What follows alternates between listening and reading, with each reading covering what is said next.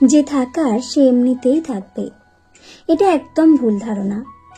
আপনি রাখতে না জানলে কারোর সাধ্য নেই আপনার সাথে জোর করে থাকার।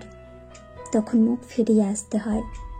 যে মানুষটার সাথে আপনি প্রতিনিয়ত বাজে ব্যবহার করে মনে মনে ভাবছেন যে থাকার সে এমনিতেই থাকবে, তাহলে আপনি ভুল ভাবছেন।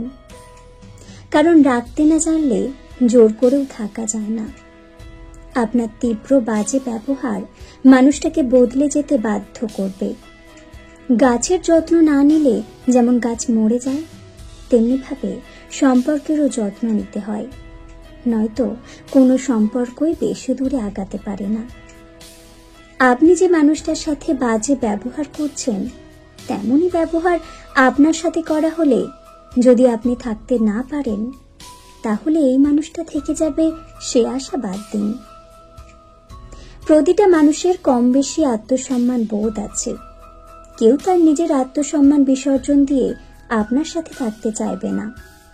হতে পারে আপনার প্রতি খুব বেশি দুর্বল, তাই অনেক কিছু মেনে নিলেও একটা পর্যায়ে এসে দেখবেন সেই মানুষটাও আর আপনার সাথে নেই।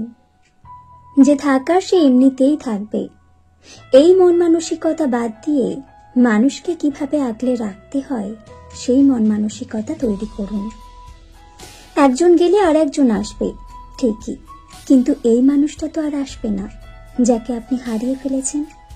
ক্ষুদ্র জীবনে শতজনকে বদলানোর থেকে একজনকে নিয়ে 100 বছর বেঁচে থাকা অহংকার।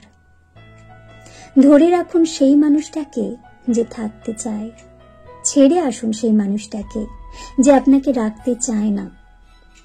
থাকতে না চাইলে যেমন রাখা যায় না, তেমনি ভাবে রাখতে না চাইলেও থাকা যায় না। কেউ কারোর জীবনে অপরিহার্য নয়, শুধু সময়ের ব্যবধানে সঠিক মানুষটাকে চেনা যায়।